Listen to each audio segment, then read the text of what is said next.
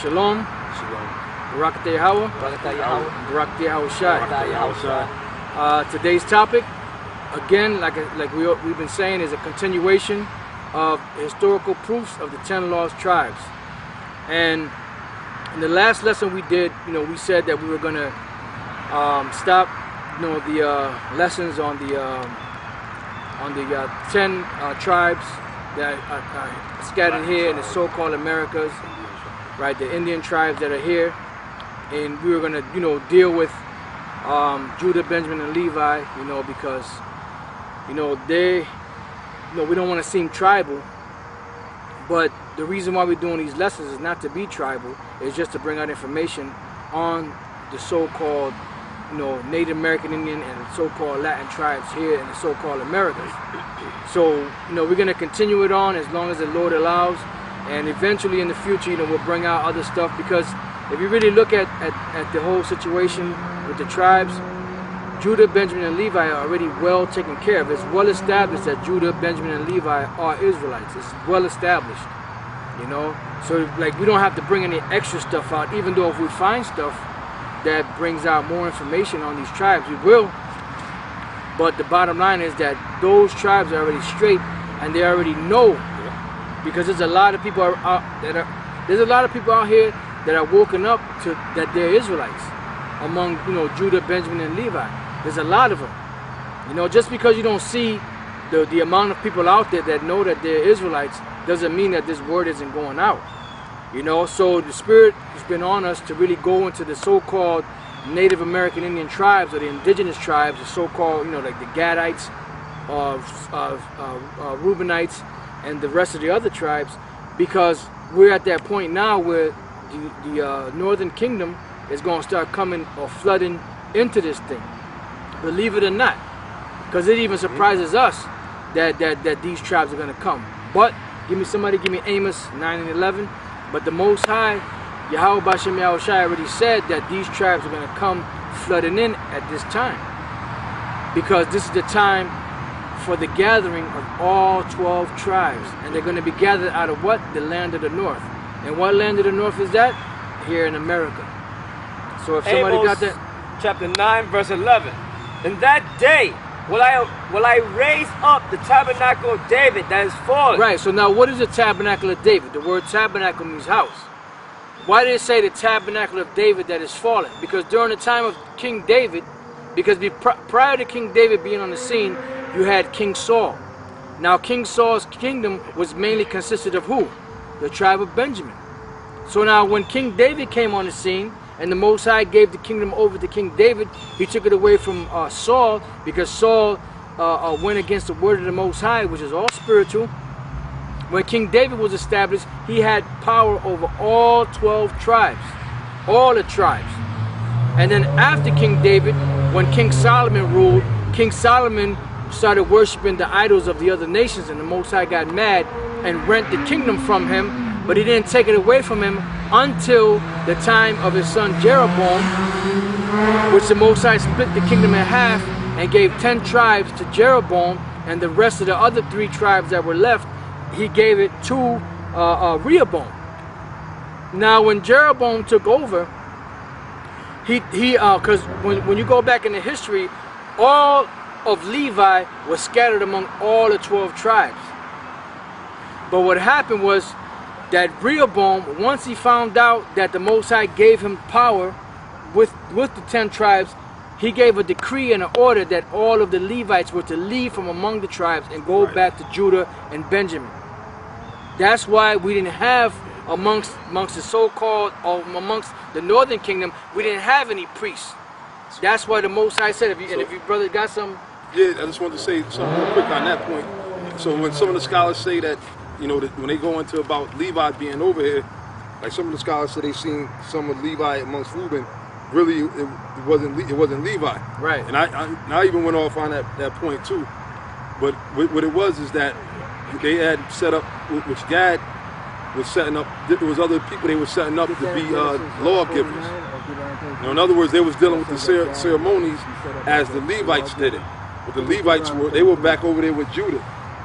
So like what the brother's saying is true according to the scriptures, Levi didn't come over here with the other tribes. So the priests that they seen weren't actual Levites. They were men from the other tribes, primarily like Gad and other men from other tribes that were doing the things that the Levites would do, but they weren't Levites. Right. You know, so because that was the decree, and the reason why the Lord put the spirit on Jeroboam to do that was because the other 10 tribes were going to be scattered over here to this side of the world, and there's a actual prophecy of Gad, which is the so-called North American Indians, that they were going to be the portion of a lawgiver was going to be given unto them. You got that, brother? Deuteronomy chapter 33, verse 20. And of Gad he said, blessed be he that enlarges Gad. Now what does it mean, blessed be he that enlarges Gad? Because when you look at the land of all the 10 tribes over here, the land of Gad is the biggest land. Yeah. You got most of North America was Gad, and up into Canada was Gad. You had Issachar, they had a certain portion of the land. You had Reuben, they had a certain portion of the land. You had Zebulun and the rest of the other tribes, Asher, Naphtali, Manasseh, and all of them. They all had a certain portion of land. But their land was not in the amass or greatness of Gad. Right, Gad had the most land. They had the most land. They had all of Canada, which Canada is big. Up in Alaska, that's all Gad. All throughout North America, that was Gad. That's why the Most High spoke about Japhet, which are the Polynesians today that were scattered around. There's people out in Australia and in different places around the world that are Japhet, which are dark-skinned people. That's who the Most High chose to be that particular peoples. And the Lord said that he would enlarge Japhet, you know, and I'm just paraphrasing, he would enlarge Japhet. Why? Because the land that they were given, which is all throughout Europe, was a big, vast land. That's why the Most High said that. Not because they were going to be the most of all people. For you dickheads out there, Bananarama, you assholes out there that say that, well, the biggest nation out there is Japhet, the Gooks. Because there are many out there. You dudes are bugged out, man. And you know what? You guys, all you do is come on the comment board. You'll put a scripture that you don't understand. Yep. And what you do is you'll say that, well, explain that. They ain't no, we already explained that. Right. You don't understand that. By you saying that the so-called Gooks are Japhet, you're bugged out. Because the scriptures clearly tell you that the biggest nation on the planet Earth is Israel. Right. Now, yes, the Lord said that at one particular time with the curses, he was going to make Israel small in number. He was going to bring their numbers down, but that did not mean that he was going to make them the least of the nations, because the Most High is not going to take his people and make them less than any other nation out there. So Israel's as the sand of the sea. Exactly. That can't be numbered. Right. You know, but there are curses that say that the Lord was going to make you few in number, but that means that he was going to bring the numbers down. But overall, the nation of Israel is greater, or is compared to the sands of the sea, and they're greater than the other nations. So when the Lord said that he would enlarge Gad, means that he would enlarge Gad with his land.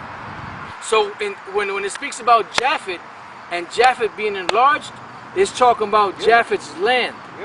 And Europe. And Europe is Europe extends all the way up into Russia. Shit, Russia alone is big.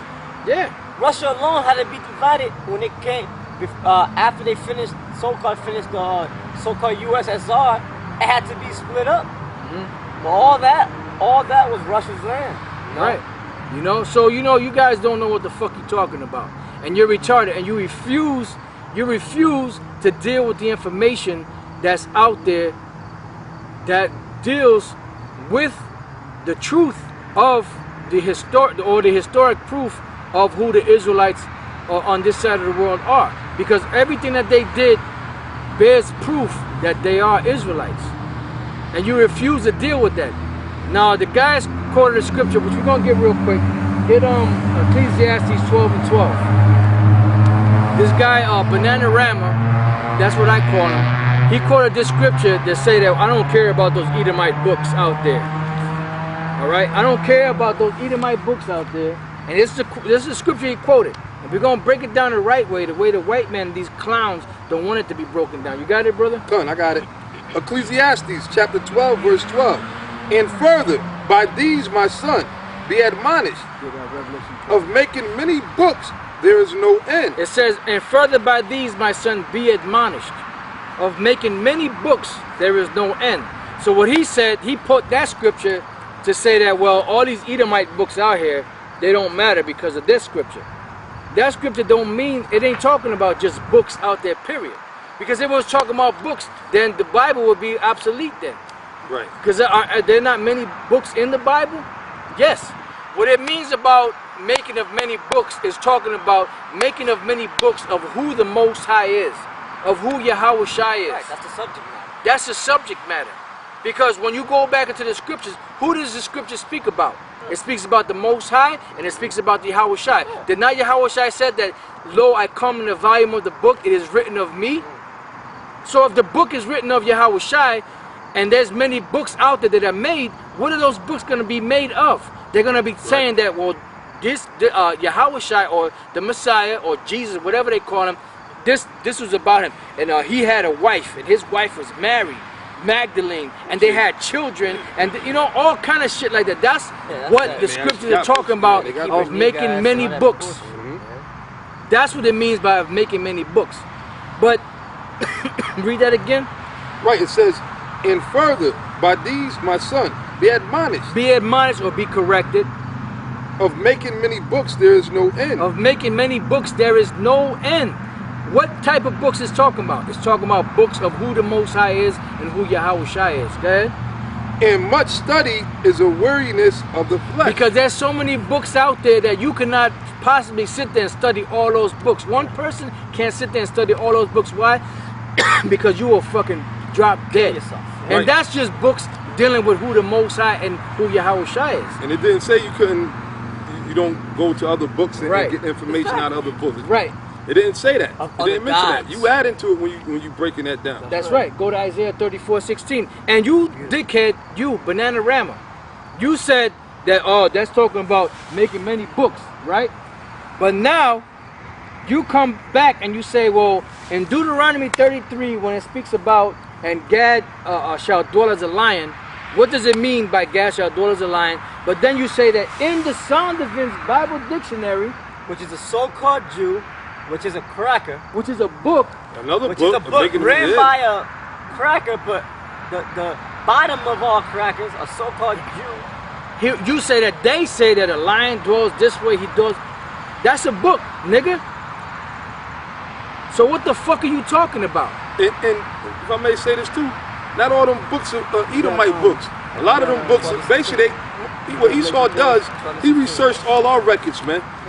A lot of this information that we bring out is records that we already had, but Esau done stole, Right. right, and he might have put his, and corrupted it, put his bullshit in there. Yeah, like That's right. Josephus. Now, Salaki, brother, I mean to cut you off. Yep. But now, when we're dealing with the information that we're dealing with right now, we're dealing with historical proofs and documentation of things that they wrote. This is not a fictional book, Right. you know? It's not a fictional book where they sat down and they said, well, maybe these people over here are this, or maybe this, because we have a feeling that because we think that these people have done these things, that's the reason why we say that they may resemble the children of Israel. No, it was actual visual proof of these so-called Europeans, Edomites, that came here and they wrote down things that they saw concerning these people. So now, if the case be that we can't use a reference in a book of a truth that somebody saw, then why is it that every